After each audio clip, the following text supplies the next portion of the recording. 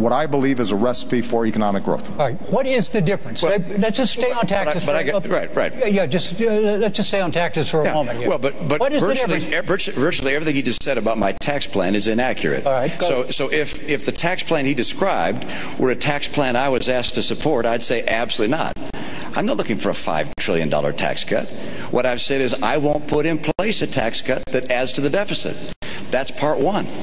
So there's no economist can say Mitt Romney's tax plan adds $5 trillion if I say I will not add to the deficit with my tax plan. Number two, I will not reduce the share paid by high-income individuals. I know that you and your running mate keep saying that, and I know it's a popular thing to say with a lot of people, but it's just not the case. Look, I got 5 boys. I'm used to people saying something that's not always true, but just keep on repeating it and ultimately hoping I'll believe it. But that is not the case, all right? I will not reduce the taxes paid by high-income Americans. And number 3, I will not, under any circumstances, raise taxes on middle-income families. I will lower taxes on middle-income families. Now, you cite a study.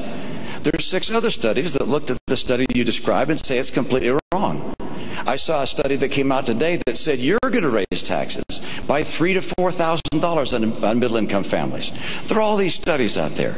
But let's get to the bottom line. That is, I want to bring down rates. I want to bring the rates down, at the same time lower deductions and exemptions and credits and so forth, so we keep getting the revenue we need. And you think, well, then why lower the rates? And the reason is because small business pays that individual rate. 54% of America's workers work in businesses that are taxed not at the corporate tax rate, but at the individual tax rate. And if we lower that rate, they will be able to hire more people. For me, this is about jobs. Right. This is about getting jobs for the American people. Yeah. Do you challenge what the governor just said about his own plan?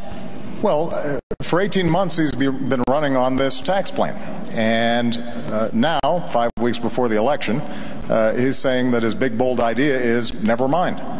And the fact is that if you are lowering the rates the way you described, Governor, then it is not possible to come up with enough deductions and loopholes that only affect high-income individuals to avoid either raising the deficit or burdening the middle class.